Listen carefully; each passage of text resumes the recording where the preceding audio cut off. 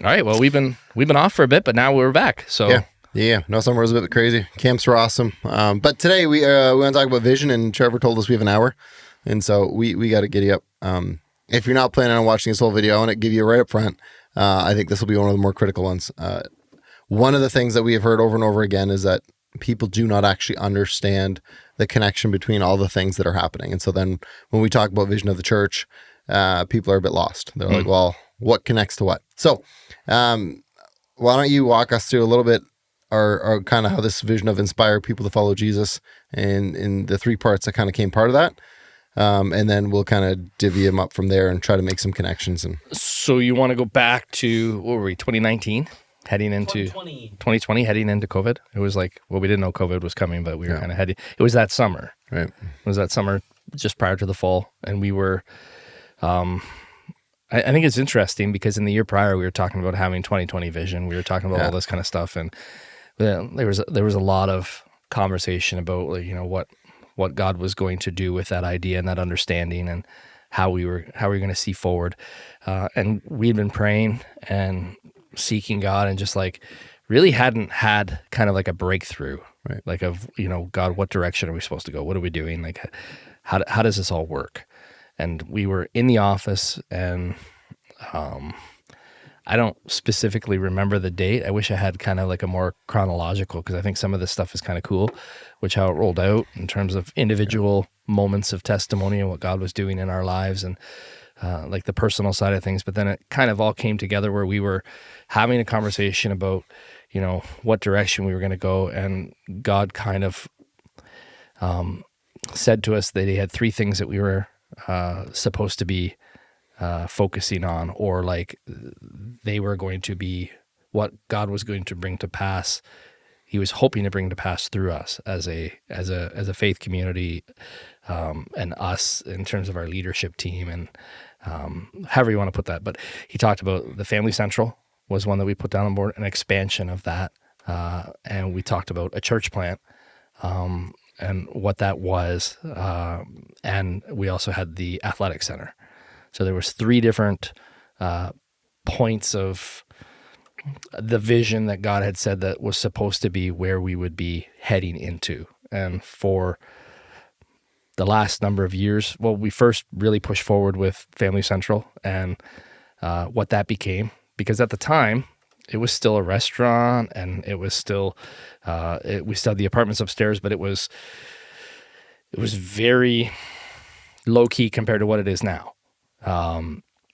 And we were, you know, okay, athletic center, what are you talking about? And at the time, you got to remember, like, we were still in conversations with the school and what that was going to look like in terms of where they were going to go and all the property that was here. And, that was all, you know, mixed into this. And then the church plant and what we thought God was going to do in terms of like the idea that we never wanted to like target towards like being a really big church, but rather like having church in other locations that people in their communities could worship at and be able to find Jesus and be able to find community. And where a lot of the port towns along the lake where we see that there's not a strong presence of faith, what that would look like to maybe reach into those areas and be able to connect people to a faith experience, connect them to Jesus. So that was really the three things that we had that we believe God was speaking to us. I distinctly remember the whiteboard being right there and us sitting at, I think at the time we had a round table. so that would have been me, you, Trevor, and Trevor was here, and then Pam. Yeah, I think it was, yeah. It was the four of us. Yeah. We had just the one round table in the office I think we all worked from at the time. I don't think we had our individual desk pods set up like we do now. It's crazy. It was so interesting. Okay, so one of the things that sticks out to me, so when we talk about the vision for this. Do you remember it the same way I remember it? Like, there's some details I'm sure that are a little bit different, but you know what I mean? Like, yeah, it's been 5 years now. Yeah. No, I there are parts of it to me that very much overflow, and then COVID happened, and so much of everything went, like, there's almost like there's a part of my brain that's a little missing, because everything went from, oh, we know where we're supposed to go, to, Like there was such a lostness. And so then, okay, well, we got to expand. And we went to doing live stream, and we went to upping that, and we're redoing Sanctuary, and we're trying to figure out, live stream. This was live stream. Yeah, our first live stream. For the first while, we had a camera set up like this, and then So one thing I want to say before I forget, because I don't have paper here, so I forget these things. But so when we started Family Central, and the reason why this matters so much to me, why we keep going back to this vision is, so the way that all went was really quick, but beforehand, there was a group that all gathered and prayed. So we did some prayer around it. I believe Dave and Mary had already made the offer, and we were trying to pray through what was supposed to happen. And so there's a bunch of people from different churches and different people involved.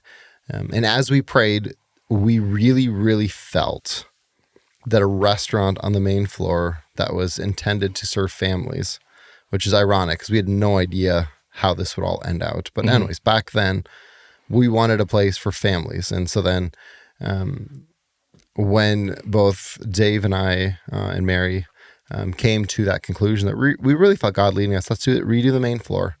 It was a bar, it was a restaurant, and so we want to redo that, make it something that serves family, and then build whatever this thing is going to be from there. And we really felt that was from God. The reason that matters was because no one backed us. And we had a lot of people who looked at us really weird at that point. We had very little business support. And when you're going out there and you're trying to talk to people, I remember trying to talk to people going, well, we're building a restaurant. And they kind of look at you and they go, yeah, I don't get it. Like, how is that useful? Like, restaurants have a failure rate that's like 90% over the first 5 years.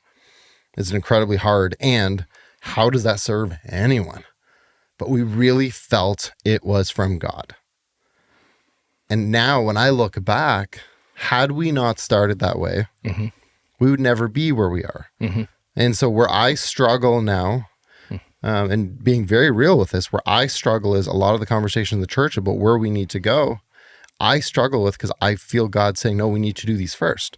But I'm not going to say it strong enough to say, God said to me. I don't want to use that as a manipulative tactic. Right. And that's the challenge I have. That's a hard thing though. Like, it is. Like we've had this conversation like repeatedly, and like we're convinced of what we were supposed to do. But it doesn't necessarily make sense. And I think that's why that Family Central story sticks out to me so much, is like, it did not make sense for us to do that. I remember one of the other groups, they as soon as we said no to this, they bailed. They said that it needs to be a prayer center. And we all thought like, well, no, the church is a prayer center. Like, there's a church right down the road. There's multiple churches. That's the prayer center. We don't need to build a unique prayer center. But that was God leading. And I feel like, so then now going into the future of the church, does it make sense to focus on those three things when most of us feel like, man, what we really need to do is we need to expand this. But God didn't give us that. Right. We don't feel like God gave us that. And so I think that's the tension. And so part of what we're trying to accomplish here. So we can't say God said, but at the same time, we have to operate in a way that we know what we were asked by the king. You know what I mean? Like, Will sent us, I don't know if you read that thing, pastor that he follows, the 30 things. But one of the things he said was, over the 30 years, he learned that there's a gut instinct piece that kicks in. And when you kind of have this feeling, and I think on Pentecostal sides, they call it too much what God said, and they use it as a tactic. But I think on our end, often we just ignore it too much. Right. And so I think that's kind of the heart behind where we're at. Let's go backdrop on the athletic center. How does this all begin? I'll give you my remembrance. Well, I think it begins with our involvement with sports and kids camp. Yes. Okay. I wasn't sure where you were going to start. No, I think that's where it comes from. Because it didn't start with a facility. It started with, what is our church good at? It started with people. How could we be missionaries in our region? So, well, I think some of it though, sports. Yeah, but it also started with God saying, "Be fruitful and multiply," having kids, and kids being interested in activities, and some of those activities turning out to be sports, and us finding connection through activity, and then that. It puts us in contact with parents, and then it puts you in contact with kids and needs and just opportunities. And then we were like, okay, well, let's run, kids camps. And then I think we ran our first mega sports camp. Was this year 5? Was this year 5 of that, or is it longer or less? I think it's longer. I think we ran like a 2019 camp, and then 2020, and then I think in 2020 we ran our first baseball camp. out on the back baseball diamond, I think. But It's again, somewhere around there. It's, But anyways, it's sports so camps. it It's started kind of with the way God wired us, looking at, well, who's here? And not just us, but you look around. We have a lot of athletes in this church, have for years. The way God wired us, the doors he was opening. We started sports camp. That really connected with, like, there's a pile of people that go to those sports camps. It's built a great reputation. And it's all Jesus-y. yeah. Right? Like and so from there, how do we get to a facility? Well, what I remember is watching Michael build his barn. Mm-hmm. And then walking in there and thinking, this would make a great, like, you can do all sorts of sports inside here. And just, I think it kind of all came together because there was a lack of facilities within the community.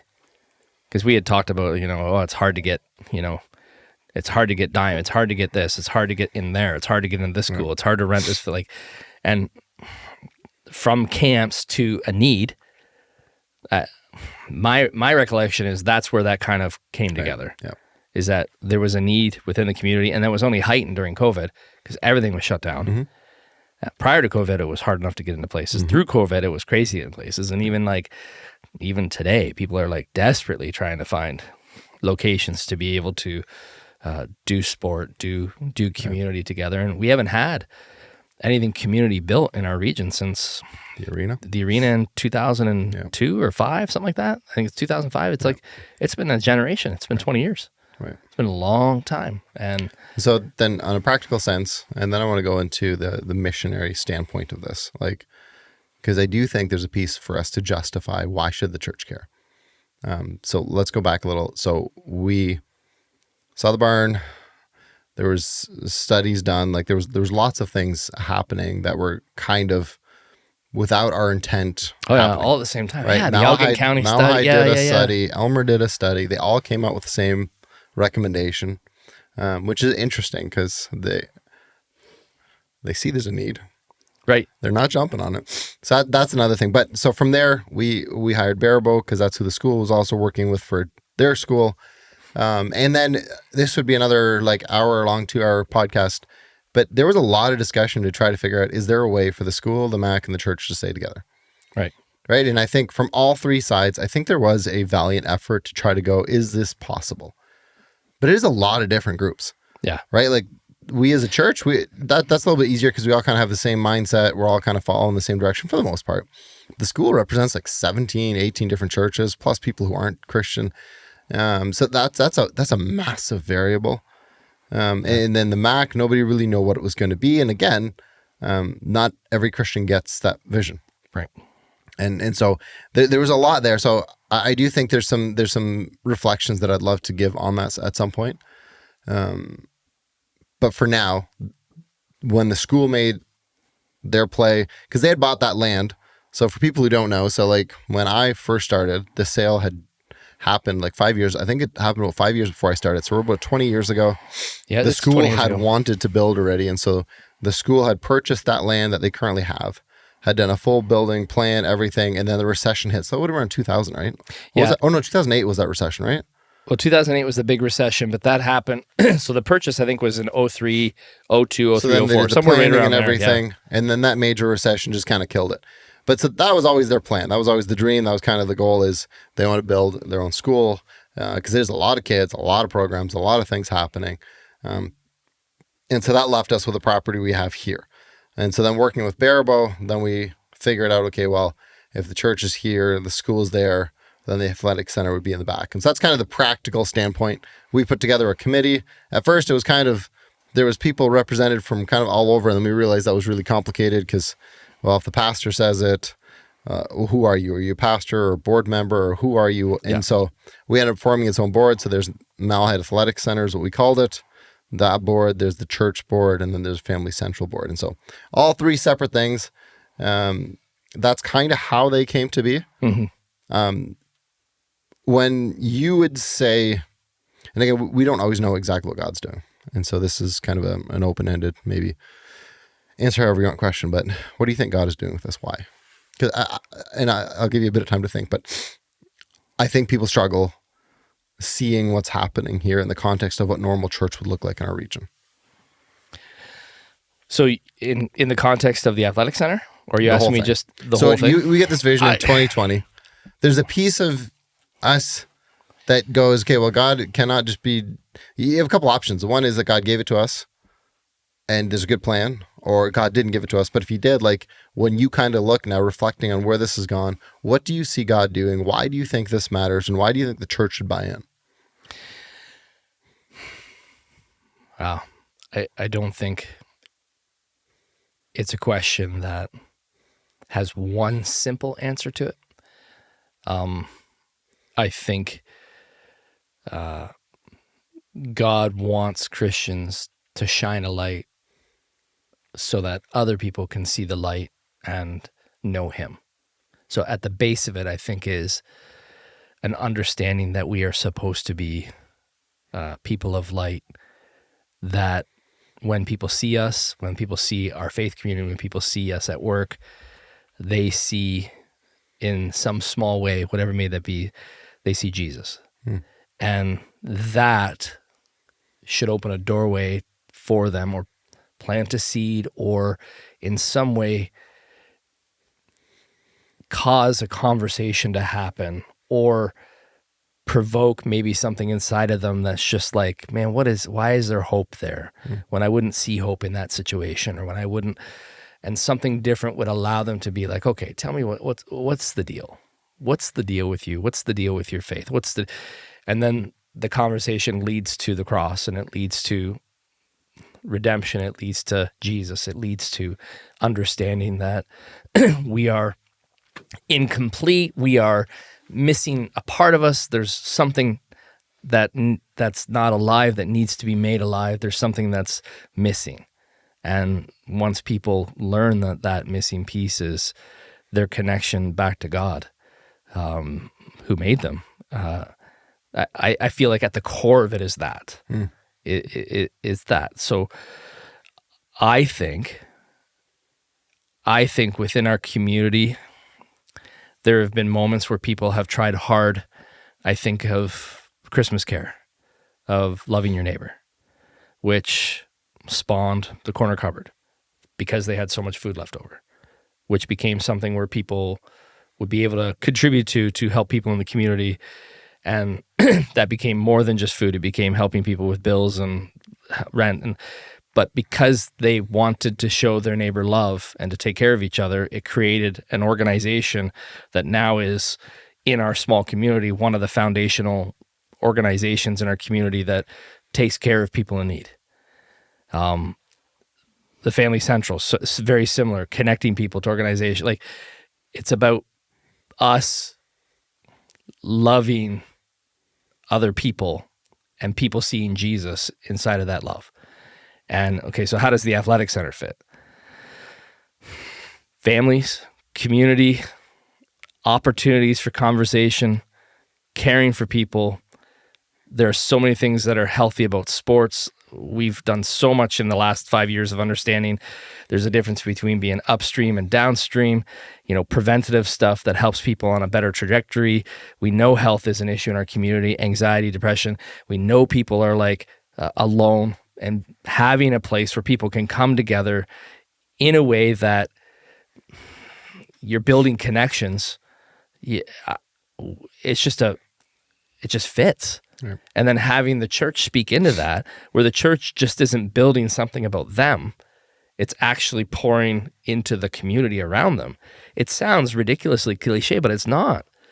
Like, the Dead Sea is dead because all it does is have things pour into it. It never pours out. Like, we know that's true. And it's the same thing, I think, in the faith experience when it's just about you. There's nothing there.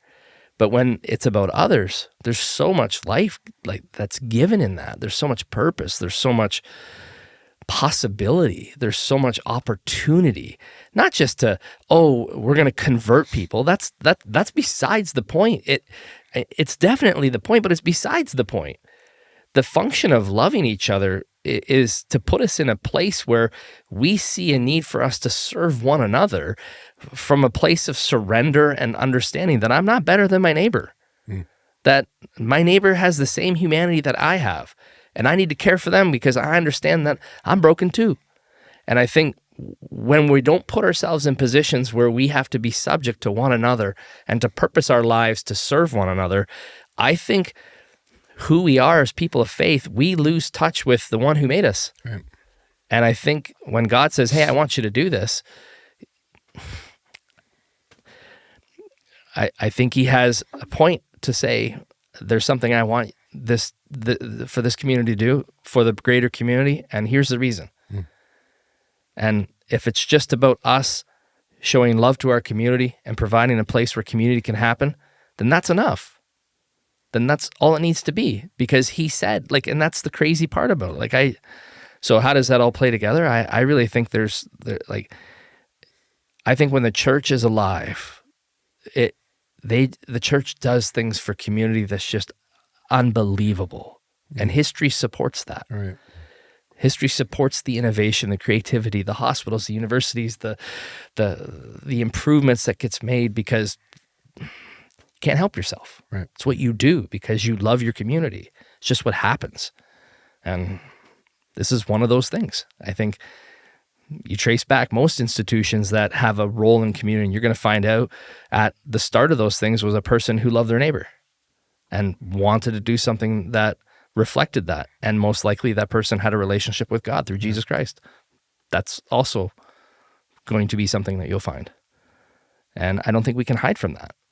And I think we're called to be different. And I think this is different. I'm not just going to build a beautiful auditorium. Not that there's something wrong with that. If that's what God has asked you to do within your community, fine. But if he says, I want you to do this, okay, let's do it, and then see what he does with it. It's the same thing with, well, we're going to do a restaurant. Well, if you didn't go ahead with the restaurant and get the tables in there and put the food, the stoves and the ovens and the freezers and all those things into that location, when God decided to turn it and it became a place for food security, then we wouldn't have had the apparatuses needed to be able to seat people with dignity, to be able to have the volunteers come in and serve those people, to be able to have a place to store the food, to be able to cook it. Wouldn't have had any of that. Yeah. But because God ordered it that way, then he also ordered the timeline that it was going to flip to become what it now is. Right. And we couldn't have planned that. So we say, well, what's God going to do with that? I don't know, but this is where he said to start. And then what's he going to do with it? Well, I think if we are all just sensitive to being, okay, now what is next? He'll tell us what next is. And I think that at the core of it is the hard part, because people want to know, okay, well, how many salvations and redemptions are going to come from that? How many are you going to baptize every year? Because I don't know. I have no idea. But if we can have 10 kids on a soccer team that otherwise might be in their neighborhoods not getting along with each other, and they show up and they become friends, well, that's going to change the course of that neighborhood. Right.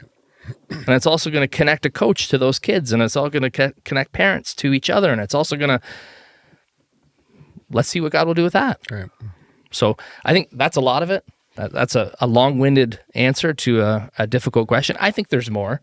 I mean, there's a part of me that also thinks, I think God is saying, hey, people of faith, this is going to cost you. Write the check. Because I want you to have to pay for it. And that's like, well, why would he do that? Because he's allowed to. Because he's the one who gets to decide what we do with what we have. Because that's what we agreed to in terms of our relationship with him. Is that easy? No. No, because I like takeout. Right. Right? But that's an aspect of it as well. To what extent? I have no idea. But I believe it's a part, right, because I've been around long enough to know that sometimes is a part. Right. And the Bible doesn't stray from that. Where your treasure is, that's where your heart is. Okay. Well, it's not like we magically came up with this idea that, like, hey, this is what you want you to do. We're not that smart. Right. Like, we have long said, like, that we're not that smart. Like, look at Trevor's spelling on Sunday, right? Right. Shut your face. That was awesome. That was probably one of the most Mennonite things I've ever seen you do, and I appreciated it so much. I was like, that is like the best thing ever. But I think that's an aspect of it too, is And So that's the card that, you don't want to pull, and I don't want to pull, but I think it's a part of the conversation because God's God. yeah, What about you? What about in this area of your life? And whether or not that's, parenting, whether or not that's being a husband, whether or not that's being a steward, whether that's being a son, like, how am I living in such a way that reflects what I believe God's demands are to our community or to other Christians? How do they impact me? Yeah. And how am I living that out purposefully and full of mistakes every day? Yeah. And I think that's part of like, okay, well, how do you like see the vision come to pass? It's because it's all mixed up with all that as well. Yeah. So previous generation, Promise Keepers, Billy Graham Crusades, big events, big things like that, massive evangelism tools, tracks were much more normal, a lot of that kind of stuff. So when the pastor at our church would walk up front and give the sermon I gave last Sunday with challenge to go out and disciple some people, like your brain would kind of go, okay, well, an entryway to that would be, I'm going to invite them to a crusade. Right. We did tent meetings at Summers Corners Church. I remember those. We did them in classrooms. There was a lot of different things like that. But over the next 20 years, things have really changed. Those things don't work anymore. Promise Keepers has died down. Most of those types of events, the big, massive gatherings, there's a few. There's still some that are, but for the most part, they're done. So now when I look out and I go, okay, so I'm looking at my boys and my daughter and I'm going, okay, you are supposed to go into the world and you are supposed to disciple. What's the bridge they get to use? How do you begin this conversation? Because again, you got to look at what is it about the gospel that is so angering to people? Most of it comes from the fact of it's the Christians, right? Because people love Jesus, which is a strange thing. You obviously don't know him well. If you love him, don't follow him. But they love his teaching. So it's not his teachings. Right. And Jesus drew in people who weren't. So then you go, okay, so if you start piecing some of this together, going, okay, so just our church. So this vision is not, capital C church where every church in our region is supposed to do this. This is unique to our church. There are things that every church is supposed to do, but this is unique.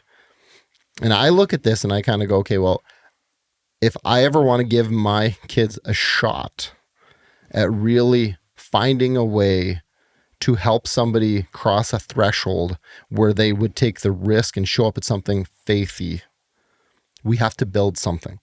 Now, if we went to Bolivia, everything we're proposing would make perfect logical sense. Not only that, but all the church would support it. Because you're thinking as a missionary. So you're thinking when you get down there, okay, so people don't know, Esther and Bill, they don't know that call.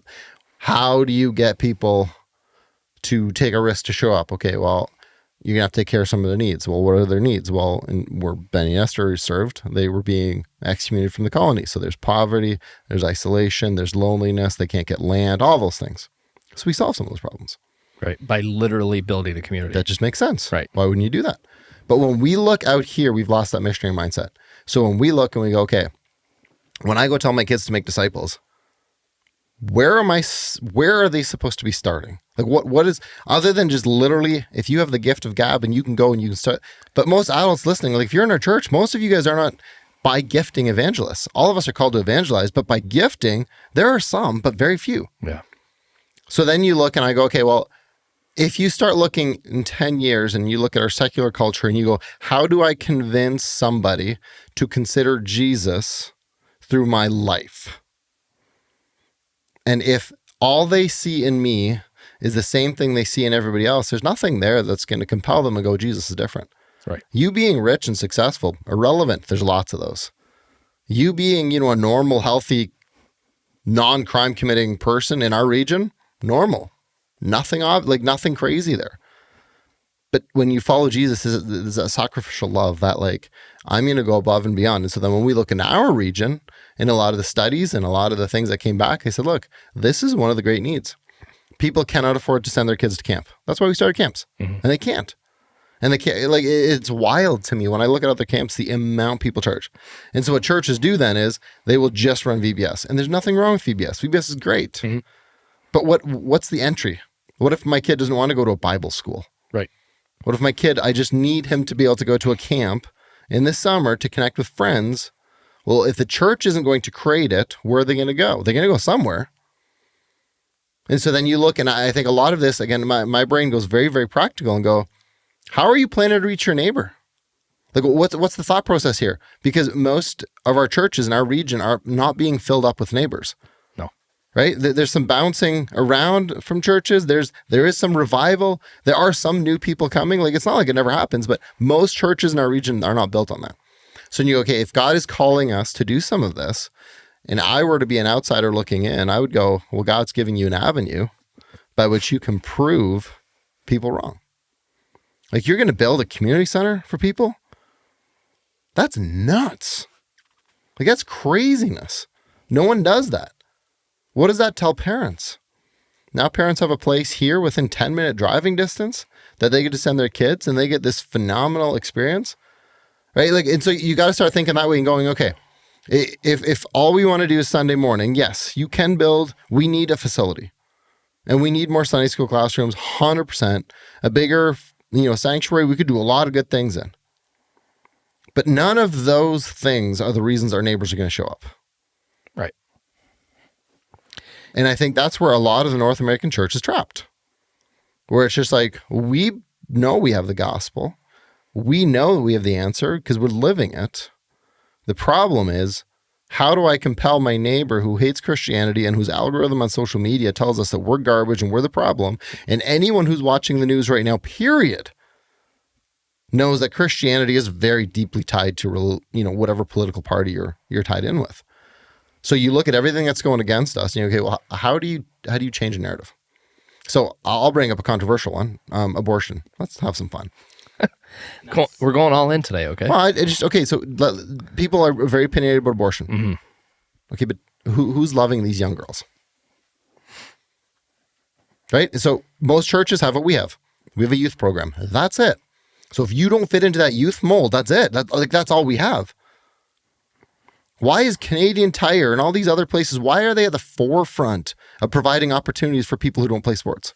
Like, that's nuts to me. We look in our region, we go, these kids don't know how to have friends. We look at, if we care about our Mennonites, like how many of our Mennonites who come here and, first, second generation, their parents can't send them to London for sports. Their kids are not signing up anywhere. And if you leave your kids bored and they are involved in absolutely nothing, there's a good chance they're going to find some way to entertain themselves. So if you actually care about a child not having to be put in a position to have an abortion, then let's go upstream. And let's say, no, we're actually going to provide opportunities for these kids to develop healthy relationships, to develop skill sets. Like there's so much stuff. Like I wish, there's so many ideas that way, but I think that's the brain that you have to start using going, like, it's cute that we can I hate saying cute. I love getting together on Sunday morning, but I don't know how to reach my neighbor necessarily just by the fact that I know the scripture. Right. How do I convince my neighbor that I love him? Like, and that's what we're seeing through baseball. We don't preach at any of our teams. I treat my kids different. We try to build a culture in Elmer Minor baseball that's unique. But that's how we get to prove to people that we love them. Right. That opens that door. By showing them care 100% for their kids and for them, by how we interact and by how we help them to grow, by how we put time and effort, by how there's a lot there. Right. I don't know how many times that we went to different tournaments and locations and the comments were, oh, your coaching staff is different. Yep. You guys are different. Yeah. Like, oh. And they can't articulate it, but that's Jesus. Right. Well, it's right. We believe that we're supposed to love their team right. as much as we're supposed to love our team, because they're both made up of human beings who were created in the image of God. Since we're going all in anyway, can I make a shot at men's softball? Do it. Are you gonna? Here's a little shot. So I love men's softball, but when's the last time you watched a church tournament and were blown away by how people treated each other? I've played in that church league years. We prayed 4 times a night, and the amount of bitterness and the amount of bickering and rudeness, like, it's a bit nuts. So again, this is just a little shot. Sorry, that's a little side. But it drives me nuts a little bit, right? Like you're representing the church out there. You're representing God. So when you think about evangelism, when you think about witness, we have to expand this. Yeah. So then you think, okay, so if we were able to run sports camps out here in a facility that does not exist outside of London, it would be life-changing. Oh, it'd be amazing. And then you, okay, so going back with the love of your neighbor, but what if your neighbor's addicted to opioids? What if your neighbor's going through a divorce? What if your neighbor has bipolar? What if your neighbor has whatever other disorder, struggle, situation, trauma? I don't know how to deal with that. Do you? No. Like people come to us and they're like, well, this is what's happening. Yeah, I'm like, we needed to be creative, and God opened the door and built a facility that we did not know how widespread that influence would be. Mm-hmm. But now when somebody comes to us and goes, hey, we're really struggling, we actually have resources. Right. Right. And it expands beyond that. We are connected with Nancy Dewick, and we are connected with different centers and different communities and you start going, okay, remember like that 1 Corinthians 12 and everybody's like the different parts of the body? All of a sudden you start seeing it and you go, in that church, there's that one specific thing that they do so well. And then there's that Christian there, man, that person has a gifting for this. Mm-hmm. But you have to create the vessel for it. You have to create the opportunity for those things to happen. And that's where I think a lot of Christians get lost. Because churches, we just kind of gather. Yes, but how do you change that community? How do you take that Jeremiah 29 thing and you, okay, well, how do we make a different community? What would happen if the creativeness that you see coming out when people are building their own kingdoms would be emphasized more in building his kingdom? Right. Like, there's a lot of incredible entrepreneurs. There's a lot of incredible business-minded people. There's a lot of incredible vision-minded people. What would happen if the effort that goes into building my kingdom went into building his kingdom? What if, though, I want to reframe that just for a second, because that's becoming an us versus them a little bit. And I want to say, I know that's not what you mean, but the way I'm hearing it at least, what if they saw their business and what they were doing, they began to see that was a part of the kingdom? Yes. That it wasn't separate. Right. So when you're building that business and you're using all that vision and every employee you have is some disciple you get to make. Everything you're doing in this community now is building a community that looks more like what Jesus would do. That means the way you pay your employees. That's the way you treat them. I think of one, and I know he never likes to be named, and so I won't, but like one of the guys that I admired, like he's like, I work in a really high divorce rate field. Mm-hmm. One of his greatest stresses was trying to find ways to go, okay, well, my guys have to do this work. How do I keep their families together? Like that. How do you see your work right as a missionary, right? And I know it's not opposed to what you were saying, but I think sometimes business owners or even rich people can get really defensive right away. Yeah, and go, I'm not well, looking. You're saying no. That's not what we're saying. We're saying if you can begin to go, okay, but if we're going to reach our community, man, if we can get all our business owners to see their business as kingdom, if we can get all the people wherever they go to see their work as kingdom work, it changes everything because your treasure changes. Right. And when your treasure changes, everything else kind of flows. Good articulation. Sorry, I don't know. Maybe that's not how people heard it. I know there's a lot of churches, and I know me and you have friends who are way richer than us, and we love them dearly. Dearly. I don't want it to become like that. No, God it's not. It's not, hey, you got yeah. money and, why isn't it here? That's not the point. No. The point is, it's, in my head, it's his money. Right. So how is it being purposed for his kingdom? Right. And that's it. It's the same thing with us. It's the same thing with our time, our talent, our resources. And I examine, like I sit there and I go, oh, okay, well, what should I be purposing? Mm-hmm. More, better, more efficient. Is it accomplishing? Right. Like, am I doing an accounting and saying, okay, what this past year did I accomplish with his resource, what we're supposed to be accomplished? And if I didn't, what am I doing to change that? Right, that whole parable of the talents, when God comes back and says, what'd you do with what I gave you? Right. Like, what am I actually doing? Like, and not like you can't have the 10 because you earned it. It's not at all. Right. But like, okay, you have the 10. Right. But I think sometimes and this is where the Mennonite in us maybe kills some of this, but I feel like there's like, But if you could do anything in this community, like, where's your heart? Like, and I know for me and you, we know where it is. And we pour our hearts into it. But for a lot of people, I'm like, well, where's your heart? Like, where's, you don't have to be a fan of the athletic center. You don't have to be athletic. That's not the point. That's going to reach one segment. That's going to reach one type, and it might be your neighbor, and it might be your cousin. It might be your kid that's really struggling. That's maybe who it reaches.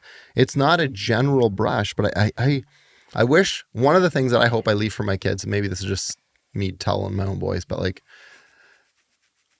and Kelly, man, I always say boys. I did this with baseball already this year. We had one girl on our team, and she was always like, and girls. Yeah, every time. My own kids, like,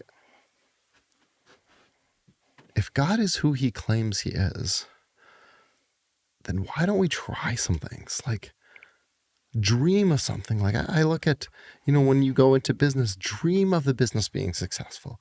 When you look at, your kid is in, I don't know, ballet, whatever they are, dream of it being better. If you're, a lot of people right now, they're terrified of the public system. Work out a dream of could we be a public system that is phenomenal? Right? There's always going to be public, private, homeschools, all those things, but wherever you fit. Mm-hmm. Well, I thought about, like, the boys went to a comedy show at the theater in town, and I'm like, oh my word, that place is beautiful. Yeah. It's a beautiful theater. Love it. The historical, like, and my brain right away when I was sitting there was like, oh man, what could be done in here? Like, who could run a production in here? Like, what kind of stuff could happen for kids in here? Like, what, what kind of concert could take place in here? What, like, it's just, it's a fantastic location. My brain just like naturally goes to like, wow, what's possible? And I feel like that, like, the thinking that's like, man, what could happen here that would connect people, that people could see? Because, like, that's why we're creative. Right. It's because we're made in his image, and he's creative. So, like, what can be done with that? Like, what are we doing? Like, we had this conversation like this past year, and I know I was sitting at the table. I don't know if Trevor was there, but yes, he, and like, I'm like, what are we doing different at camps this year? What are we doing different? What's changing? How can we make it more, better? Like, how are we improving what we're doing? How are we altering? How are we advancing? How are we pushing this thing forward? How are we, like, what? Because there's more. Right. There's more opportunity. There's more. There's kids could walk in and, what? We're doing what? Awesome. And just that pop is like cool to see. And I feel like that's in every aspect of our life. Like, what are you doing with your kids coming into school? Is there something that you're doing with them in the next month that's going to be different? That's going to be like, because now they're back into the grind. But okay, so what's the different part? What's something unique and special? And what's going to connect them to the? Yeah. The topic is so then wide. My thing with it, I guess, we got about 15 minutes left. One of the things that when I look at what we're doing with Family Central, it is one of the coolest things I've ever seen of God bringing churches together in a thing that initially caused a great amount of separation. Mm-hmm. Right? Which is wild. There was disagreement at the beginning and there's lots of opinions, but in the end, there is something about caring for the vulnerable that kind of pulls everybody in and goes, if you're a follower of Jesus and you don't care for the vulnerable, you don't know Jesus. And so now all of a sudden, whether or not you have drums in church or what your this or that looks like, it doesn't matter. You show up and you have this diverse group of Christians, and then you have these people who are not Christians who show up and go, we want to be a part of this. What is this? And so then when I look at the athletic center, again, this isn't, if it were just me, I would have long given up on this. Like, if I were not convinced that it were God, this has been one of the hardest projects that we've ever had to navigate. For a lot of different reasons. But I would just go like, my kids are kind of through most of this. This isn't really going to, like, I mean, they'll still benefit from it, but it's long past being for my kids. And it's a hard project, and it's hard to figure out, how does the church fit into this, and how does this, and it's complex. If I weren't so convinced though, and I think that's where we really wanted to put some of this out, to go like, I get the need for more Sunday school classrooms. I get the need for a bigger sanctuary. I get a lot of those things. But I have never in the years that I've been here led out of a place of what made the most sense. When I was on staff here first, we felt compelled to hire a children's pastor before we did a youth pastor, before we did an associate pastor, before anything. It didn't really fully make sense, but it was a vision to reach families. You look at a lot of the camps that we started, yeah, they're awesome now, but it did not make a lot of sense at the time. A lot of what we did, but you just followed Jesus one day at a time. And so now we're kind of in this season where we have some choices to make. And they are, like you say, there's going to be an impact one way or another as to what we do with it. And so we hoped at least some of the questions would be answered with this podcast. But one of the questions that keeps running through my head, what's been the hardest part of this vision for you? That was running through my head. I'm like, we talk about this often really excitedly. What's the part that scares you the most? What's the part that's been the hardest? Like, what's been a hurdle that you've had to deal with this? The hardest part of this one.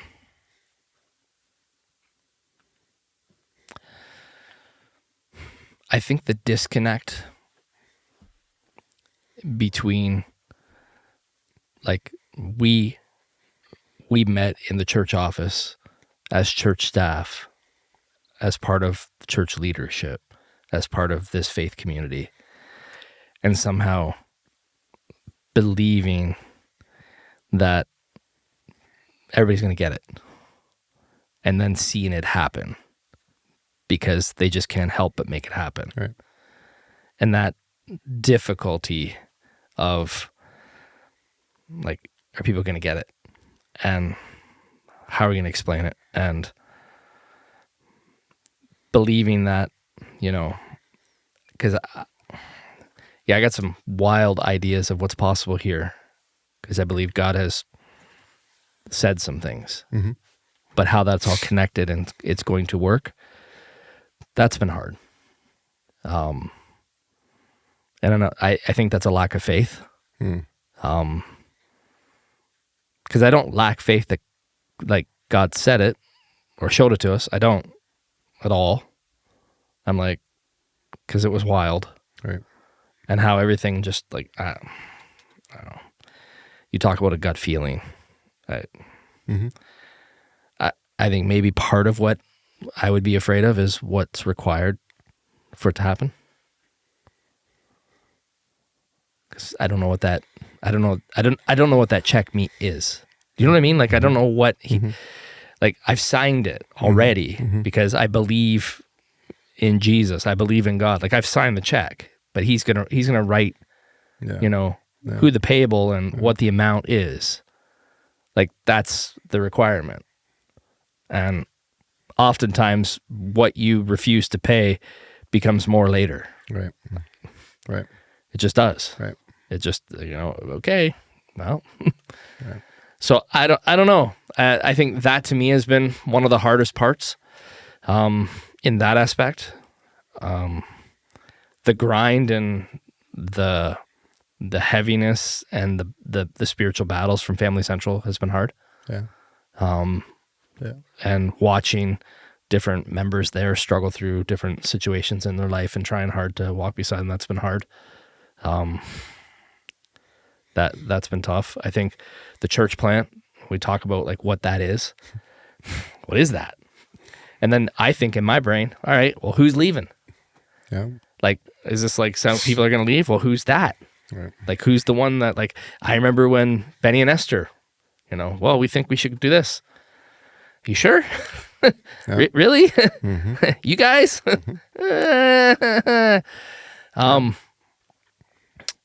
So those are probably aspects that all kind of from different areas of what we're talking about. I'm going to flip it on you. What to you has been the hardest? I think that a lot in ministry has come easy. And I think coming out of COVID, like, it has been the heaviest and most, like, challenging season to not just stay optimistic, but to stay resilient. And then how do you trust a voice that you were convinced is God, but God didn't write it? God didn't, like, you know what I mean? Like, because a lot of what I have to do is I have to look at you and I go, he was there. And so I'm going to trust it because he was there and I know he was there. And so I think there's been, from my own personal faith, like there's been a lot of growth. Like it's been, like I say, it would be much easier for me just to move on. And there's days too, even with Family Central, I'm like, man, it'd be nice to not have that extra weight. But God hasn't freed me from it. He hasn't said, hey, you're done there now. And so then you keep trudging along in where God has called you when, you know, there's a part of me that goes, man, I could go traveling and speak more. Speakers make a lot. Like I used to do some camps. I made a couple grand on a weekend. Like there's some easier ways to support my family than what we're currently choosing. Right. And so I think there is part of that, like a bit of midlife, a bit of, man, I'm 40 and we're still just working hard. And so there's definitely days where it's just like, man, I got grandkids, I got a big family. It'd be nice to just not have to anymore. And so I think that's been part of over the last 2 or 3 years. That's been like, man, you know, and when people will say to me, they're like, hey man, you good? You burning out? You're this. And there's a part of me that wants to answer, yeah, I'm burning out. I'm tired. I'm exhausted. But every time I go back to God, he says, no, I know what I've said. I know what I've done and I know who I've called. Right. And so I feel like that's been part of probably the most difficult part is just waking up on Mondays and going, okay, let's go. Right. And then you get the things that add on to it. And then you get, you know, weddings and funerals and illnesses and all these other things. And these weeks get long, but there is a piece where you just kind of go, okay, I'm convinced. And the reason why this matters so much, if it isn't from God, then this is too much work. We could literally just go and say, well, we're running sports camps. We'll double the size of the basketball court. We'll do some of those things. If it wasn't from God, then we could say, well, we did Family Central. We can walk away now and let it become what it becomes. But if it's from God, what choice do we have? Right? And it's the same with the church plant. Do I have any answers? No. I can see all the problems just like everybody else. I can see all the risks. I can see all the challenges. But if it's from God, he led the Israelites to the edge of a river and says, hey, I'm going to split this thing. You're going to walk through. That's crazy. That's the God. And so I think that's really where we keep having to go back to and going, okay, together as a community, this is not an Albert Patrick thing. And again, when there are those things that I'm like, this is from God, we're going to be very clear. This is one of those things where we feel compelled that it is, but not in the sense of thou must. Right. Right. This is just a sense of where we feel like this is where God is leading the church. And what we need is people to pray through that and people to discern through that and people to come alongside and either go, no, that is not for the church. And maybe that's an Albert and Patrick vision. Maybe it's just us. We obviously feel like it's the church. But I think that's kind of where we're at with a lot of this. And it's hard when you only see people once a week, and it's hard to communicate some of this when, you know, the stage of life that we're in, I can't leave 2 or 3 nights of the week to go visit people and some of those stuff. So some of the challenges of communicating, I feel like we failed in some regards.